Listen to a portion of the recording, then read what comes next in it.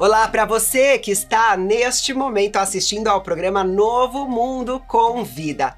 Eu me chamo Bianca Palharim e estarei com você nesta edição deste programa que toda semana temos um novo episódio com entrevistas de convidados exclusivamente pensando em você, que está em busca de notícia verdadeira, de orientação precisa, mas principalmente de informação com credibilidade. E tudo sempre com embasamento científico e humanizado. Cada novo programa tem sua exibição toda quinta-feira às 17 horas, com reprises às sextas, sábados e domingos. Hoje, em nosso programa, preparamos algumas atrações que eu garanto você vai amar, você vai gostar demais, achar muito interessante. No programa Novo Mundo com Vida, você encontra e se atualiza sobre saúde mental, dependência química e diversos outros temas relacionados. Fique então com a gente e acompanhe!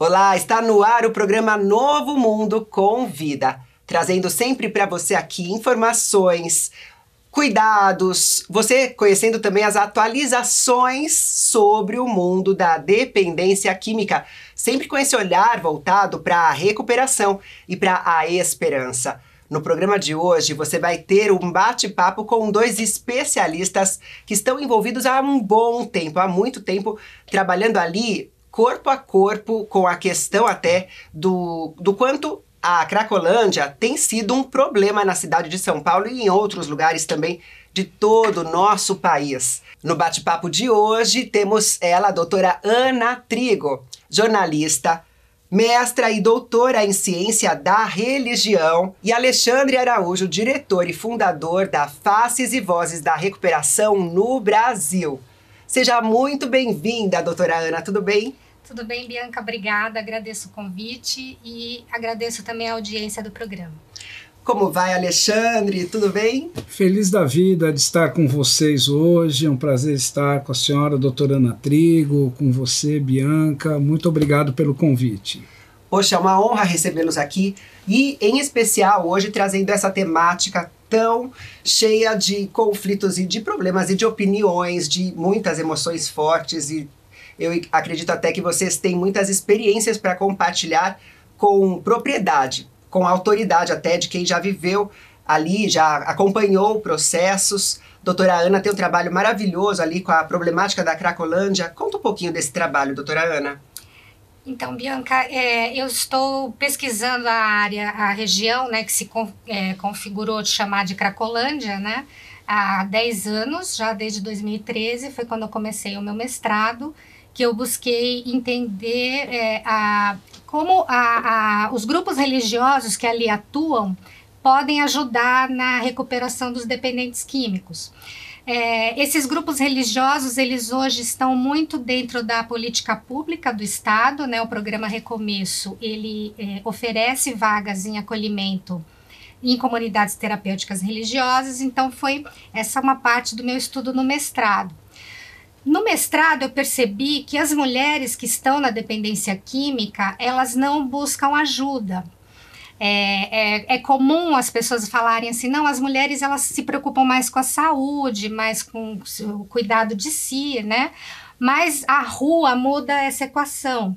Então, o pesquisador que vai nos locais de atendimento público ou nas ONGs que oferecem algum tipo de conforto para aquela população, vão ver um número muito pequeno de mulheres em relação ao de homens. Então, dá a falsa impressão de que existem muito poucas mulheres na dependência química na Cracolândia. Mas indo ao fluxo em determinados horários, esse número parecia quase equivalente. Então, eu fui no doutorado tentar entender o que acontecia, né? E foi quando eu percebi que o estigma, o julgamento para as mulheres é muito mais pesado, essa situação é muito mais cruel. As exclusões e os julgamentos e os estigmas que essa população sofre, no caso das mulheres, é muito pior. Eu estou falando aqui de mulheres cis, né? Mulheres cisgênero, não estou falando das mulheres trans, porque aí isso piora sobremaneira. Então, apesar de não ter sido, né, a minha foco na pesquisa do doutorado, eu presenciei muitos problemas também graves na relação dos preconceitos, dos estigmas com a população transgênero. Então, a minha pesquisa ela tem pego todo esse arcabouço e tem demonstrado as dificuldades que essa população ela tem em receber um atendimento e buscar a sua recuperação dentro de um programa que está meio baseado numa linha religiosa, numa linha conservadora. Entendi.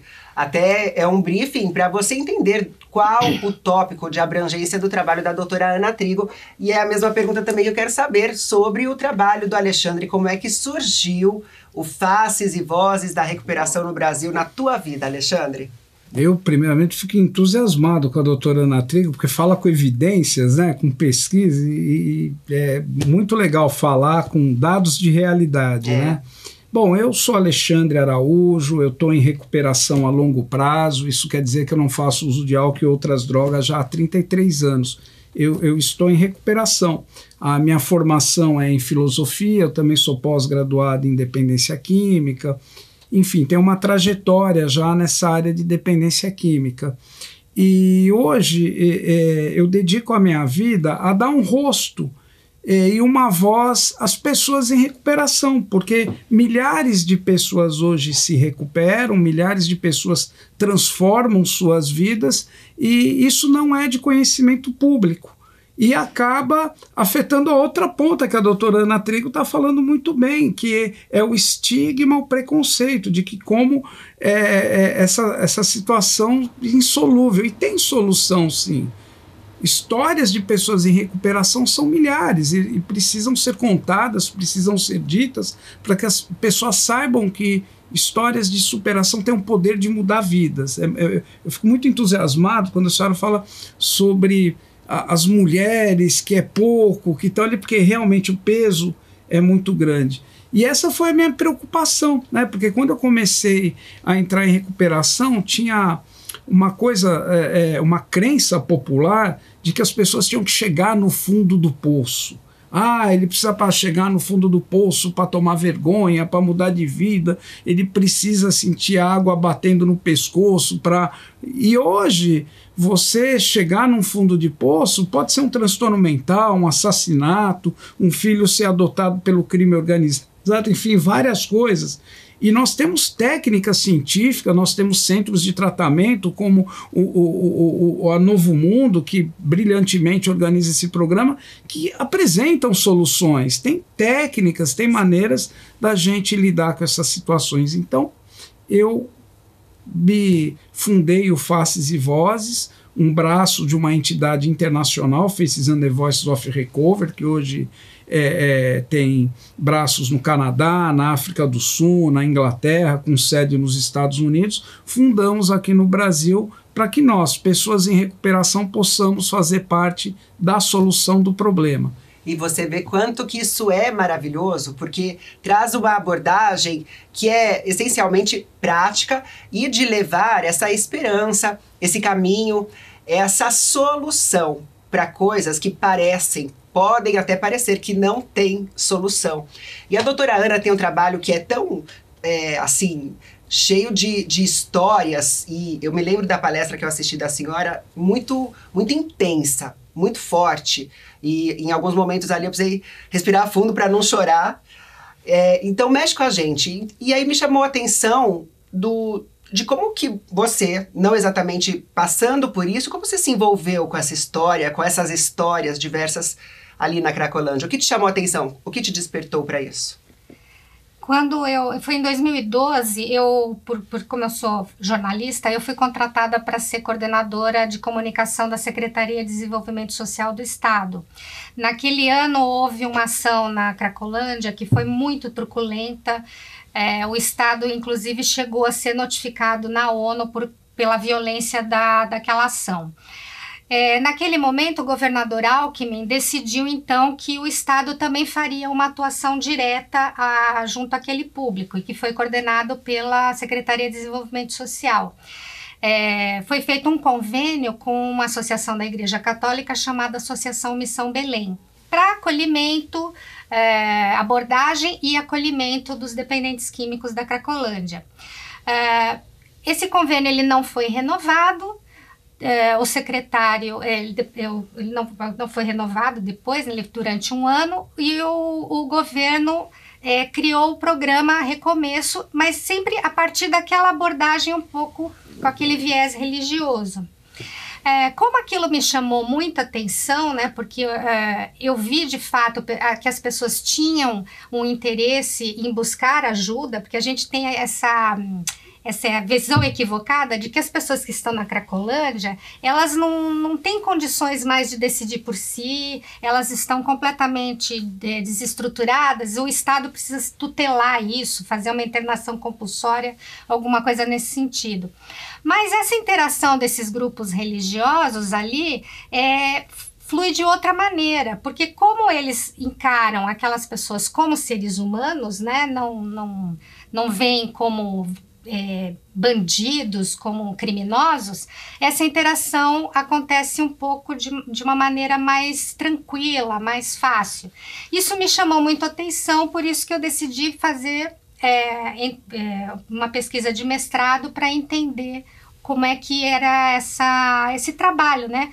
Se esse trabalho dos grupos religiosos realmente poderia ter um resultado positivo na recuperação. Sim. Felizmente, eu consegui reportar alguns casos, porém, como eu falei no começo, né, na abertura, essa questão religiosa muito conservadora, ela acaba deixando algumas pessoas de fora desse grupo, né, desse atendimento. Pessoas que não são cristãs, né, que são de outras religiões, de matriz africana principalmente, eles são considerados... esses grupos consideram isso um pecado, a questão da sexualidade, a homossexualidade, a transexualidade. Então, todas essas questões, elas acabam deixando muita gente de fora desse atendimento. E o governo tem apresentado essa linha como a linha principal da abordagem. Então, o que está sendo apresentado hoje é um trabalho que não é inclusivo, que não é multidisciplinar. Então, você não consegue atingir muita gente, você não pode oferecer apenas uma linha de tratamento para um problema da complexidade que é a dependência química e em situação de rua de uma substância que é potencialmente danosa para a saúde. Você não tem consumidor social de crack. Você pode ter consumidor social de álcool, de tabaco, até de cocaína, né? Mas de crack você não tem, né? Então você não pode apresentar apenas uma linha de tratamento para um problema tão complexo. Não existe uma solução fácil para esse problema que é tão difícil. E o que mais te incomoda, o que parece ser o alvo, assim, que precisava ser cuidado nesse ponto, seria então o Estado entrar com uma abordagem mais ampla, mais abrangente. Sem dúvida. Não é? E é nesse ponto que nós, pessoas em recuperação, podemos contribuir. Por quê? Por quê, doutora? A doutora, ela confirma com o estudo dela as evidências de séculos, né? Por quê?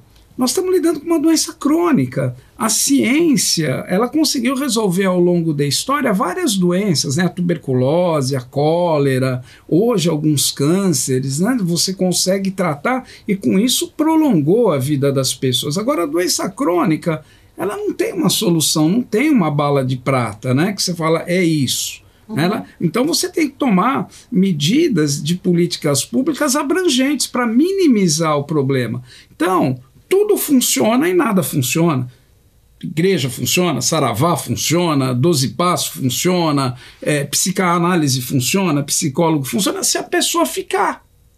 Se a pessoa ficar no tratamento. Se a pessoa não ficar no tratamento, a outra não vai funcionar. Quem não é aberto a esse discurso, fica de fora. É verdade, até porque todos têm direito a uma segunda chance, terceira, quarta. Temos ainda muito mais sobre esse assunto, esse tema dentro, para você que quer ajudar alguém a entrar em recuperação, ou você que está no processo, você que quer trabalhar com isso, enfim, você que quer informações com credibilidade, aqui você tem. Não saia daí, a gente volta já já com mais entrevista, mais bate-papo para edificar a sua vida.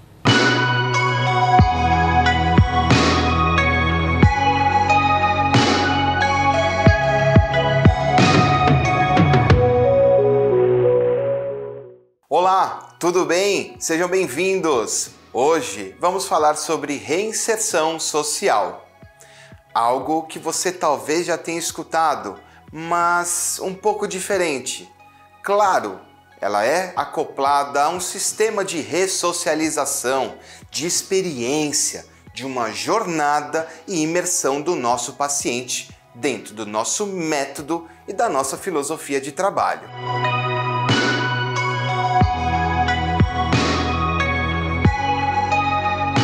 Olha só que legal!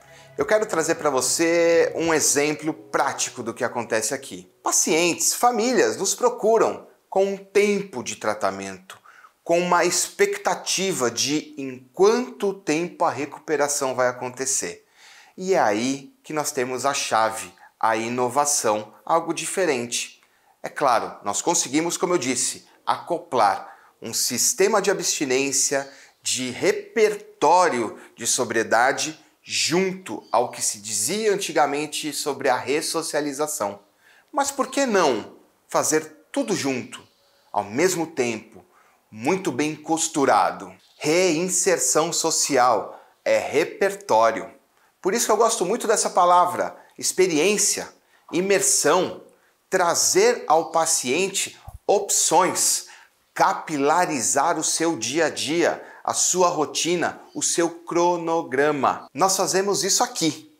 Para quê? Como meta, satisfação do paciente, autoestima, confiança e credibilidade, que ele sim pode se tornar novamente um membro ativo da sociedade. Olha, quero que você fique muito tranquilo sobre o que eu estou contando aqui hoje para você. Até porque o tratamento ele é personalizado, customizado. Como o nosso paciente ele é protagonista da sua história, cada cronograma e cada item da sua reinserção será computado individualmente. É claro, tem gente que gosta de ir para a academia, fazer natação, um treino funcional, como tem gente que gosta de ir numa livraria, ao shopping, tomar um café e até mesmo passar um dia num camping, receber sua família numa visita ou ir visitar a sua família porque tem questões pessoais ainda pendentes para serem resolvidas. E é claro, nós fazemos com que ele resolva, com que seja assertivo. Isso também é reinserção social, assertividade. Vamos ao exemplo, vamos à prática do que é a reinserção social. Tivemos um paciente que nos procurou, permaneceu por um período e ele imaginou que ia ser mais um tratamento comum, interno, incluso e recluso da sociedade. Ele ficou muito lisonjeado quando descobriu que os nossos profissionais estavam aguardando que ele colocasse no seu cronograma uma visita ao shopping, uma visita à academia, voltar a fazer a natação. Aquele paciente foi um grande nadador na sua infância e abandonou devido à adicção ativa, à sua drogadição. Como eu comentei, autoestima, posicionamento e protagonismo. É isso que a reinserção social tem como seu mérito, trazer isso na vida do paciente. Autoestima, bem-estar, retomar hobbies durante o tratamento. Abstinência e recuperação tem que estar ligada ao sucesso, não à estagnação. Isso é muito importante que vocês tenham. Metodologia, técnica e algo novo para se oferecer é para que o paciente tenha conforto e se veja no caminho real do sucesso, da sobriedade. Até mais. Tchau.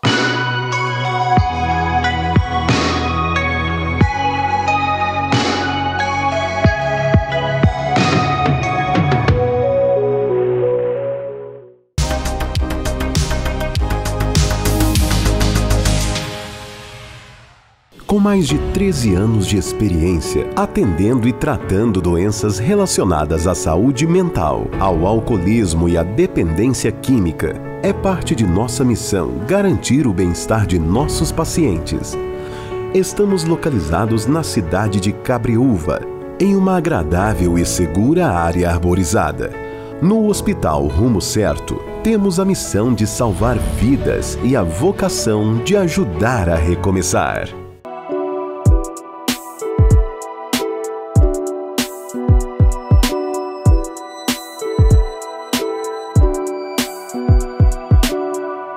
Quando você acessa o site Como Onde Trata, na busca de locais da onde, poder internar, da onde poder decidir o melhor tratamento e o local mais adequado, entrando em buscar locais, do lado direito você vai encontrar filtro inteligente. E tem várias opções, desde modelo de tratamento, que tipo de hotelaria que você prefere, se é quarto individual, duplo, a abordagem que você procura, faixa de preço, tudo isso vai facilitar na sua escolha adequada dentro do seu padrão, dentro daquilo que foi destinado para cuidar e tratar de uma pessoa que você ama muito, que é o seu parente que precisa de ajuda para a recuperação.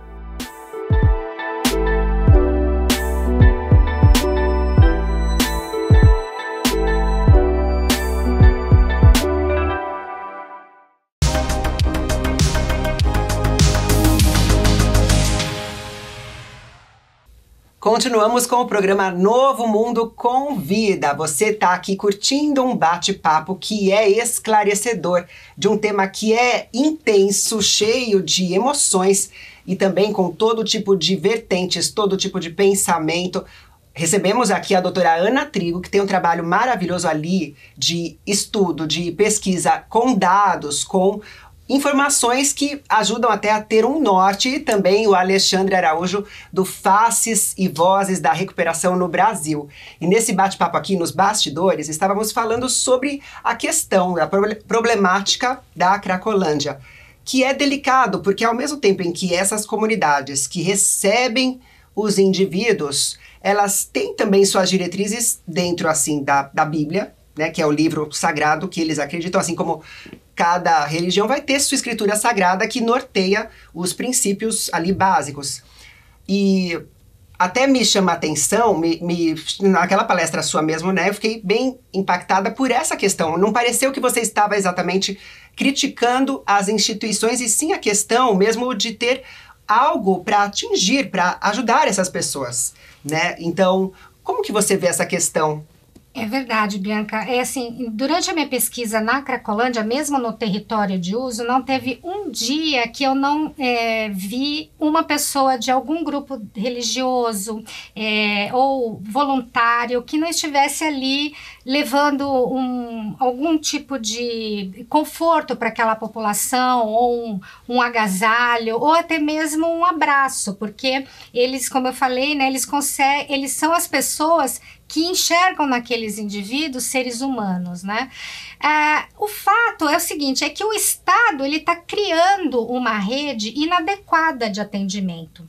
Essas pessoas, elas de fato, elas têm interesse genuíno de ajudar. Muitas dedicam anos da vida dela atuando ali junto àquelas pessoas. É um trabalho missionário, entendeu? Então, mesmo nas comunidades terapêuticas, você tem esses missionários que estão ali fazendo esse trabalho. Mas só isso, só coração, só vontade de ajudar, não consegue atingir para esse problema que é tão complexo. Então, eu não vejo que ser correto criticar as comunidades terapêuticas. O que a gente tem que questionar é o Estado, que é laico por definição, porque ele não apresenta uma rede de atendimento multidisciplinar, que até pode incluir as comunidades terapêuticas religiosas. Não vejo problema nisso. Você sempre terá público para elas. Mas não pode ter só isso. O serviço tem que ser multidisciplinar. O Estado tem a obrigação de apresentar uma política pública ampla de atendimento. E até entra nesse trabalho, pode até ser uma forma de incluir ali o Faces e Vozes da Recuperação no Brasil e aquele trabalho das duplas, né, dos pares. Dos pares. Explica esse projeto, como é que seria, como funcionaria? Porque existe uma grande lacuna, né, entre tratamento e recuperação. E qual que é essa lacuna? A recuperação do uso de álcool e outras drogas, ela está mais para a pessoa assumir a vida dela e ser feliz do que propriamente parar de usar droga. Então você veja bem um exemplo, uma metáfora para entender, né? Você pega uma árvore doente, que está cheia de bicho, as folhas estão caindo, desidratada, numa terra ruim, você tira ela, leva para um lugar, uma terra adubada, você dá água, você hidrata, você passa um pesticida, você recupera aquela árvore. A hora que ela está dando frutos, você tira ela e coloca ela de novo na terra doente. É o que mais acontece com o Estado hoje. É o que acontece. Tira-se da Cracolândia, leva-se para centros de tratamento bons, com pessoas missionárias, pessoas bem intencionadas. A hora que essa pessoa está restabelecida, volta para a rua. E isso não vai funcionar. Eu sinto uma alegria muito grande de estar presente aqui hoje, porque hoje instituições como a Novo Mundo já começaram a pensar na recuperação a longo prazo, já começaram a entender que a excelência do tratamento não se complementa se não houver um pensamento a longo prazo. Não é dever de ofício das comunidades, das clínicas, dos hospitais que tratam de recuperação, olhar a recuperação a longo prazo. Não porque eles não querem, não sabem, porque não é.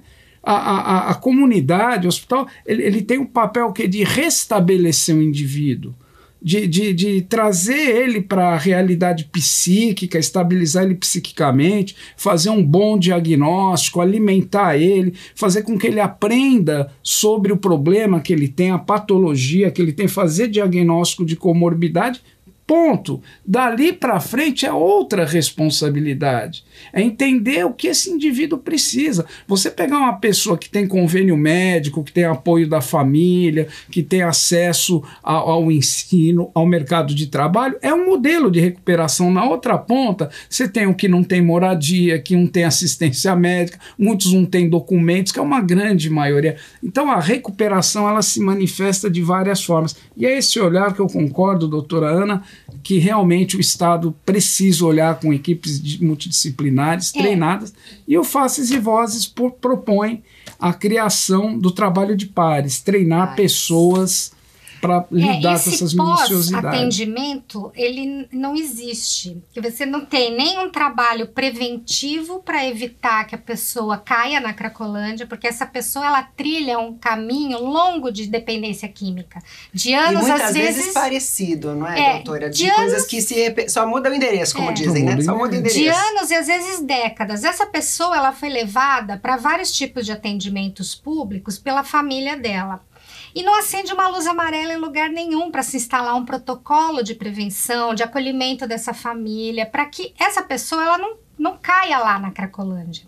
Porque você ir atender uma pessoa que já está super debilitada, que às vezes já desenvolveu problemas psiquiátricos, outras doenças decorrentes do uso ou da falta de higiene dos locais onde elas estão vivendo, é muito complicado. E mesmo assim, tirou essa pessoa dali, colocou na comunidade terapêutica, ela ficou 6 meses, que é o período que o governo financia. E aí? Ela vai para onde? Ela volta para o lugar onde ela conhece. Isso, doutora, mesmo que ela ainda consiga, né, ultrapassar esse problema, como é que ela vai vencer o estigma para ela ser reinserida na sociedade? Né? Como é que ela vai... Quem é que quer contratar uma pessoa que saiu da Cracolândia? Né? E aí eu queria fazer uma parte, se vocês me permitirem, que é o grande dano da guerra às drogas da década de 70. Do governo Nixon, do governo Bush, que se espalhou pelo mundo com aquelas campanhas: não deixe um traficante adotar seu filho, droga é veneno. Tinha umas propagandas no Brasil que mostrava o ovo frito estourando. Esse é o que acontece com o cérebro de quem usa droga, mostrando pessoas roubando, andando com...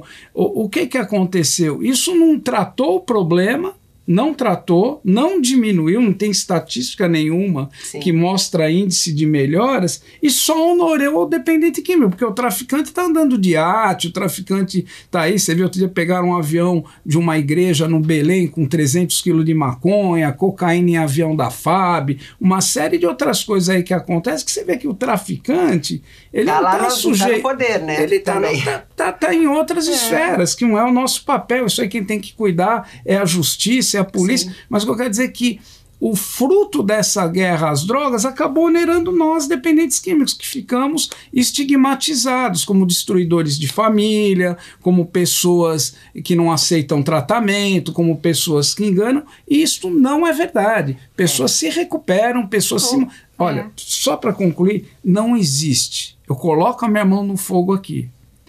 Se existe algum cara dentro da Cracolândia, mulher trans ou mulheres, seja lá adolescentes, eu duvido que não tenha alguém ali que não gostaria de ter uma casa, um prato quente à noite, uma cama boa para dormir. Que não daria tudo para ter para ter uma família, né? De volta. De repente até sabe? É falta desse olhar humano que nós precisamos olhar. O Faces e Vozes da Recuperação no Brasil, com esse projeto dos pares, atuaria, né, a ideia, o sonho, vamos dizer assim, um sonho que o Alexandre tem é justamente de poder implementar esse método de ajuda, de apoio, de suporte para dependentes químicos, é isso? Por que, Bianca?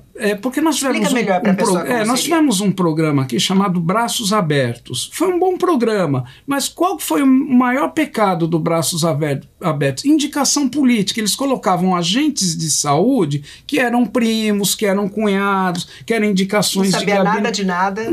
Pessoas que tinham poucas empatias. E hoje, do ponto de vista técnico-científico, é robustas evidências de que pessoas que se recuperam de dependência química, familiares e aliados como vocês, tem uma coisa que é a empatia, que você não aprende em universidade. Não tem um método científico que ensina a empatia. Como a doutora Ana disse, vê o ser humano. E não a lição de só um drogado. Essa vivência, esse estar lá, esse trabalhar no chão. Então, o que o Faces e Vozes faz? O Faces e Vozes treina pares, treina familiares, treina pessoas aliadas, para que essas pessoas com treinamento adequado possam chegar na sintonia fina dessa pessoa, entender as necessidades dela no básico. Porque, por exemplo, eu posso, Bianca, pegar uma pessoa na Cracolândia e encaminhar ela para o mercado de trabalho. Agora, se ela vai ficar no trabalho é outra coisa, porque ninguém dá um suporte, ninguém acompanha as relações interpessoais dela dentro do trabalho. E nós sabemos, né, doutora, que as dificuldades que essa pessoa vai ter na retirada da droga são extremamente complicadas. A melhor comparação é tirar um peixe fora d'água. Você tira a pessoa da Cracolândia e coloca ela na sociedade, é o mesmo que você tirar um peixe fora d'água e falar, olha, respira. Se vira. Ele precisa de um suporte. Sim. E é esse suporte que nós do Faces e Vozes E também eu já li pesquisa, já li sobre esse fato de que quando pessoas ajudam pessoas num mesmo projeto, tem algo ali em comum. Um está um passo à frente, o outro está...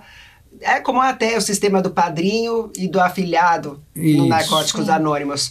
Até porque, falando sobre espiritualidade, até porque o que eu aprendi ali frequentando salas de reunião de Narcóticos Anônimos é exatamente isso. Até mesmo o ateu, ele pode ter uma espiritualidade.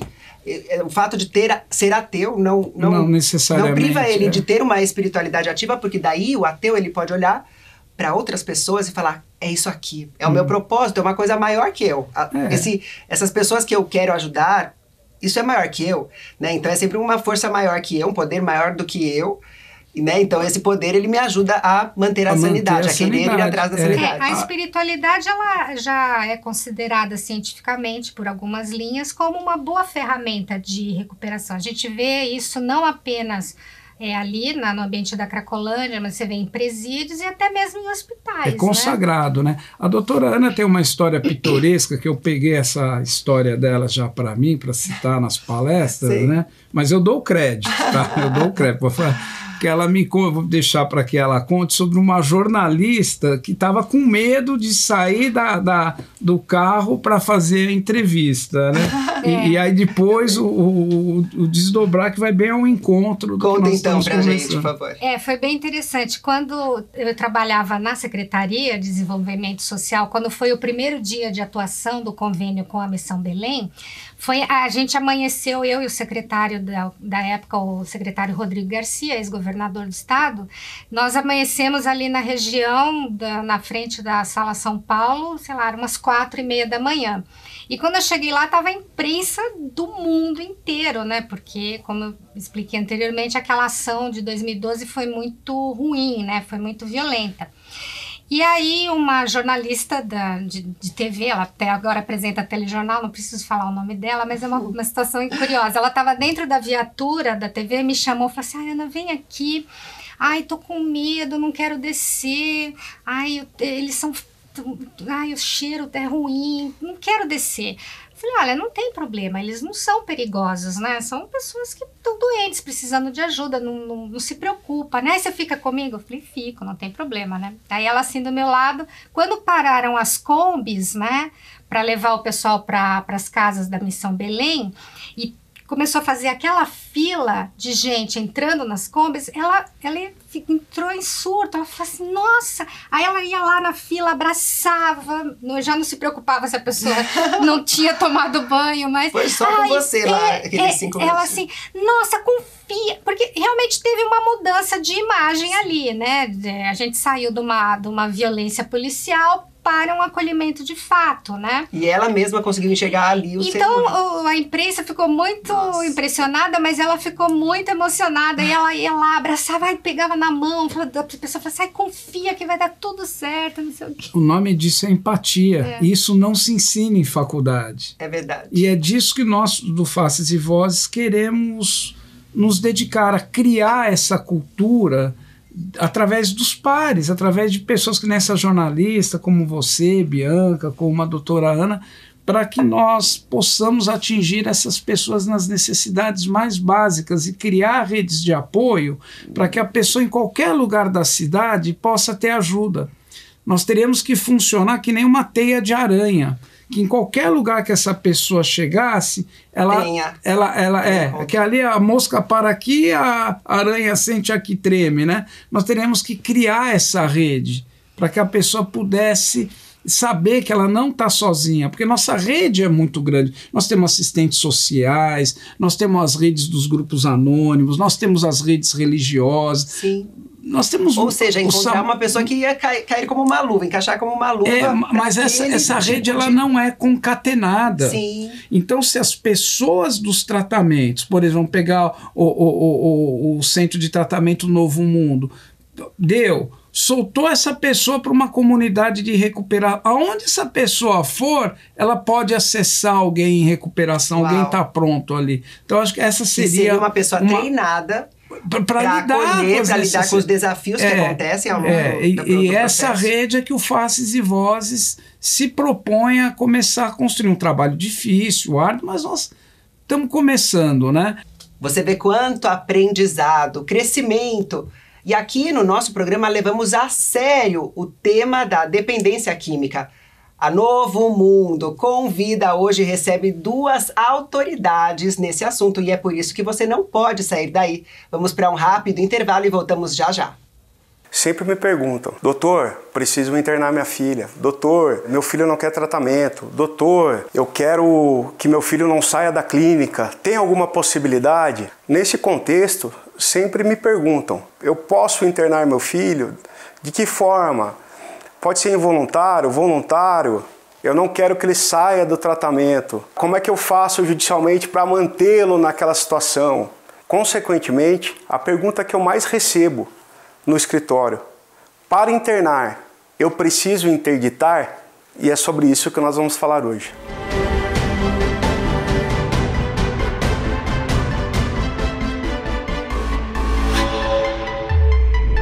A interdição é um ato judicial pelo qual se declara a incapacidade de determinada pessoa de praticar certos atos da vida civil. O procedimento da interdição está regulado no Código Civil, no Código de Processo Civil, bem como no Estatuto da Pessoa com Deficiência. A sua finalidade é proteger a dignidade do próprio interditado, ou seja, a pessoa que fica momentaneamente privada de exercer determinados atos, visando tutelar a sua integridade física, psíquica e patrimonial. As pessoas me perguntam: quem pode ser interditado? Todas aquelas pessoas que não possuem discernimento, seja transitório ou permanente, necessário para atuarem sozinhas em questões sociais ou de exprimirem a própria vontade, como, por exemplo, o dependente químico em uso abusivo.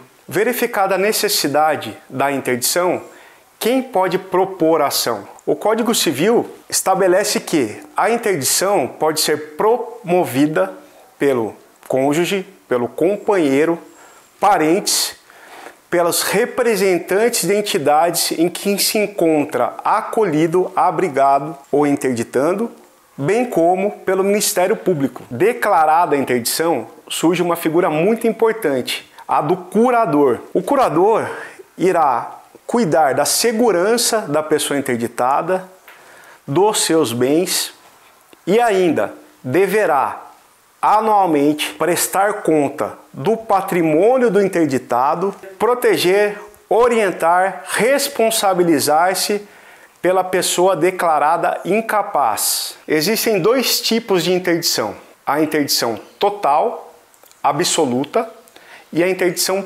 parcial, relativa. A absoluta impede que o interditado exerça todo e qualquer tipo de ato da vida civil, como, por exemplo, gerir seu patrimônio financeiro, contrair casamentos, assinar contratos, daí por diante. Agora, a interdição relativa permite que o interditado exerça aqueles atos que não foi considerado incapaz de exercê-lo nos limites fixados na sentença. Lembrando que a interdição é um ato judicial. Agora que você já sabe desse importante instituto de proteção, vamos à resposta da pergunta. Para internar, é necessário interditar? A resposta é não. Para a internação, não há necessidade da interdição, considerando que a internação é um ato médico, seja ela de natureza voluntária ou involuntária. A legislação, tanto a Lei 10.216 de 2001, como a 11.343 de 2006, que foi alterada recentemente em 2019 pela Lei 13.840, não traz essa obrigatoriedade. Então, não preciso interditar para internar. Todavia, há casos que, além da internação, há necessidade da interdição, visando a proteção, o gerenciamento do dependente químico ou daquela pessoa que está, naquele momento, com a sua capacidade mental reduzida. Lembrando que cada caso é diferente um do outro. A minha sugestão de sempre: procure um especialista.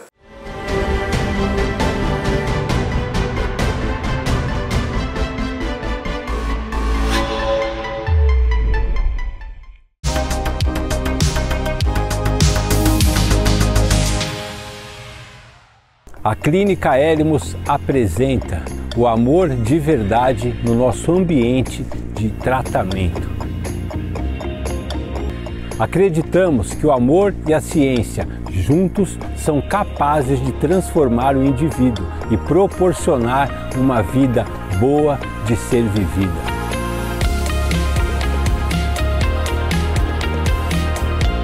Nossa equipe multidisciplinar, psiquiatras, psicólogos, enfermeiras, conselheiros, Além dos atendimentos individuais com nossa equipe e das palestras em grupo, fazemos atividades terapêuticas diferenciadas, experimentando novas sensações. E não poderia faltar o carinho da nossa equipe de apoio, profissionais especializados em todas as áreas da clínica. Hoje, somos referência no tratamento da dependência química em nosso país. Acreditamos na recuperação. Veja só onde a recuperação pode te levar.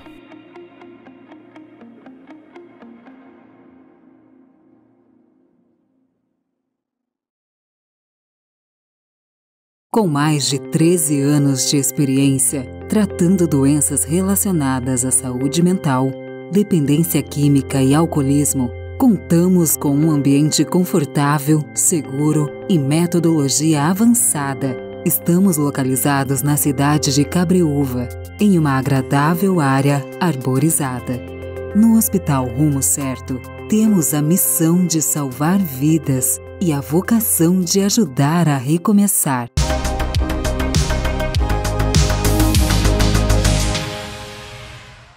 Estamos de volta com o programa Novo Mundo com Vida. Um bate-papo maravilhoso aqui com a doutora Ana Trigo, com o Alexandre Araújo, e você está aprendendo coisas novas, até mesmo entendendo um pouco mais de uma problemática tão falada aí na mídia, nos jornais, na internet, nas redes sociais, como aqui no caso da doutora Ana Trigo, a problemática da Cracolândia.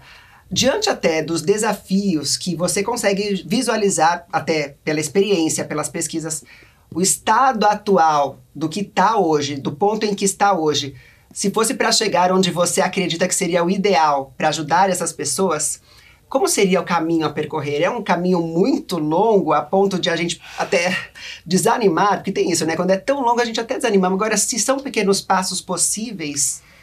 Os pequenos passos são possíveis, mas o que a gente tem visto hoje é uma total bateção de cabeça entre Estado e Prefeitura.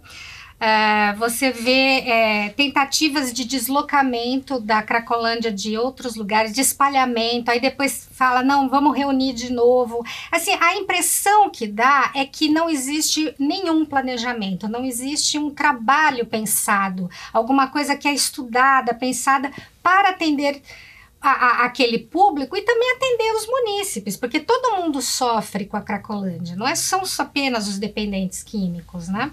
Mas o que a gente tem visto hoje é uma total desarticulação de ações, são ações que não são programas que são colocados e não são concluídos, é até difícil mensurar.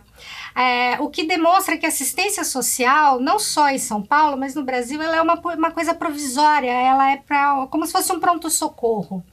Então, o que precisa ser feito é apostar, já que vai apostar em uma linha, que se conclua esse trabalho, porque a Cracolândia ela tem sido um laboratório de projetos que não se concluem ou de coisas mal sucedidas.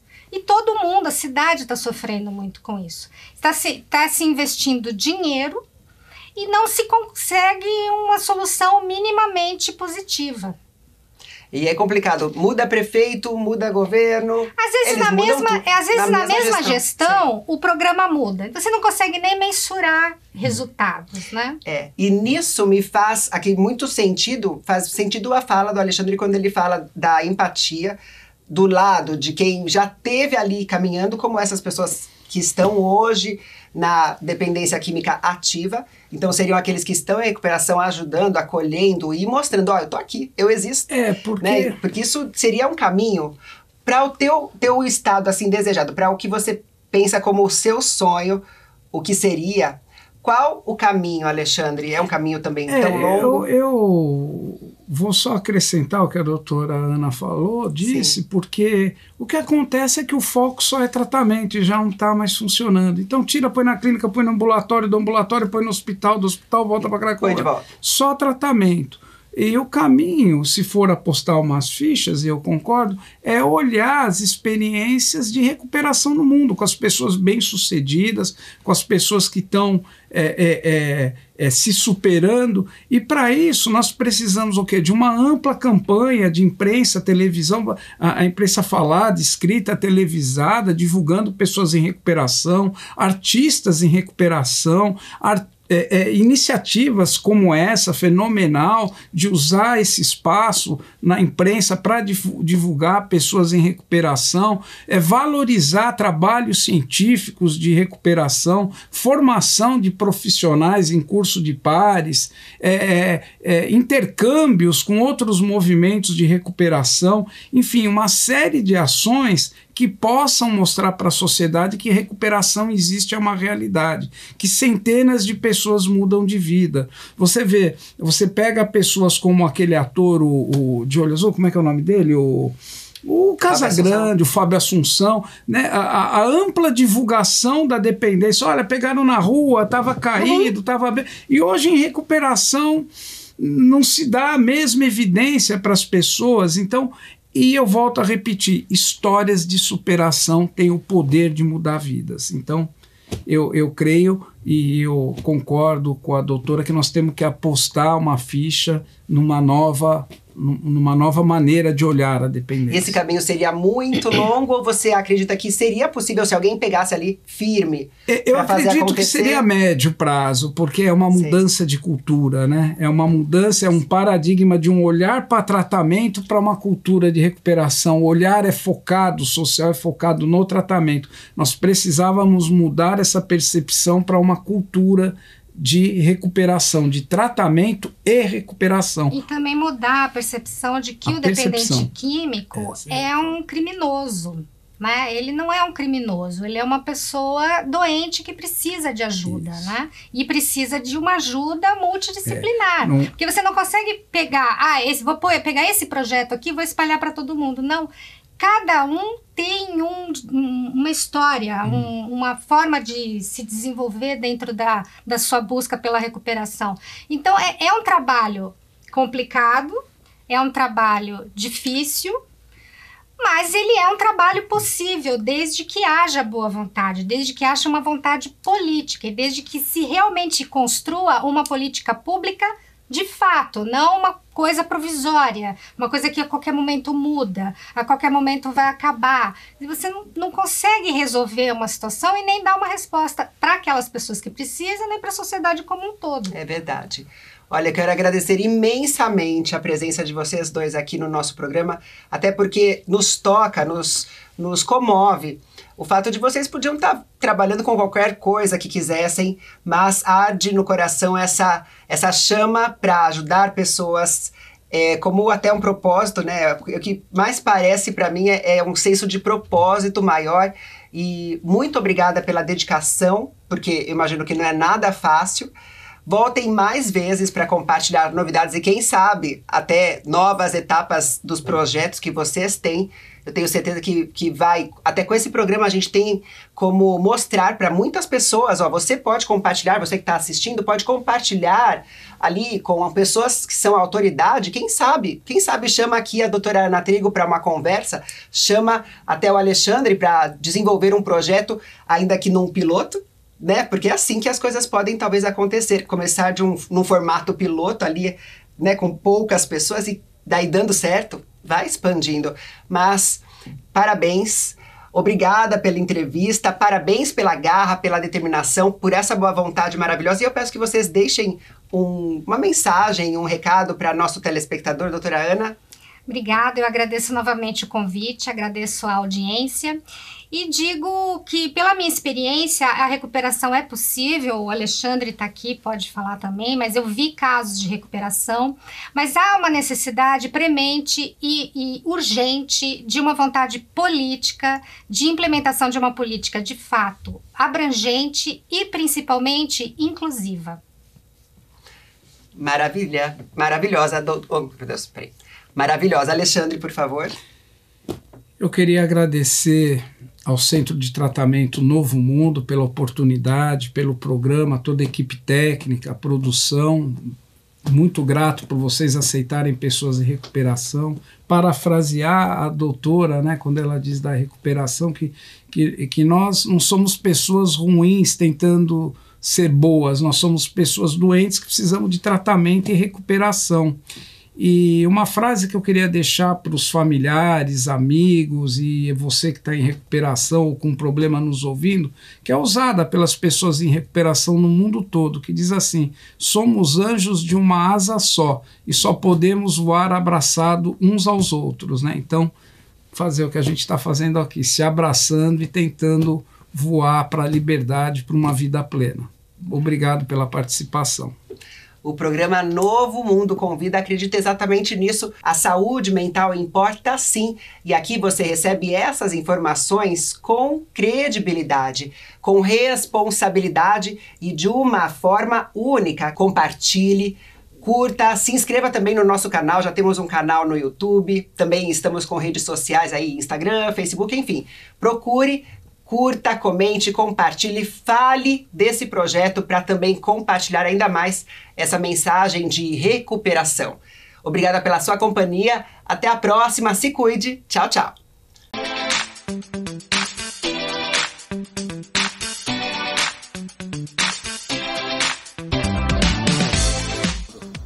Olá, muito prazer. Eu me chamo Francisco Zanetti, sou gestor comercial do Novo Mundo Centro Terapêutico e gostaria de apresentar a vocês a nossa equipe multidisciplinar e a nossa infraestrutura.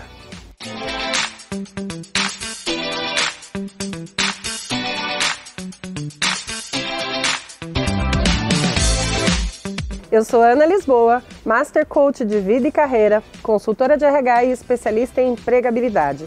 Eu estou aqui para falar do Novo Mundo Centro Terapêutico. Aqui eu componho a equipe ajudando os nossos clientes a integrar a vida profissional à vida pessoal.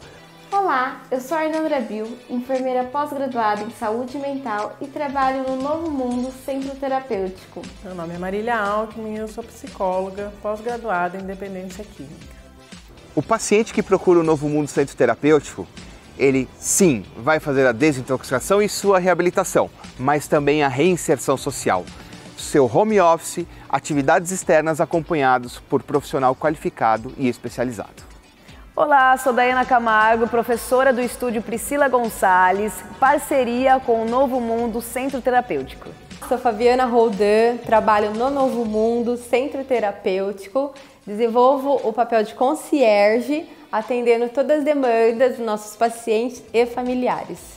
Meu nome é Claudiano Pelisson, sou diretor-geral aqui do Novo Mundo Centro Terapêutico e nós desenvolvemos e aplicamos uma metodologia inovadora e exclusiva. Nós temos como base os princípios da individualidade e da interação social. Nós não acreditamos que o isolamento social seja produtivo para o tratamento. Meu nome é Frederico de Martins Silva, sou psiquiatra, integrante da equipe multidisciplinar do Novo Mundo Centro Terapêutico. Meu trabalho é acolher os pacientes prejudicados pelo uso abusivo de substâncias e apresentar meios e formas para o desenvolvimento pessoal e sua reabilitação. Eu sou a Graciela Fraga, nutricionista, pós-graduada em Nutrição Clínica Funcional e componho o quadro multidisciplinar da Novo Mundo Centro Terapêutico. Agora você já conhece o Novo Mundo Centro Terapêutico. Um novo conceito em tratamento, uma nova maneira de viver, mais tecnológico, com uma visão diferente do mundo.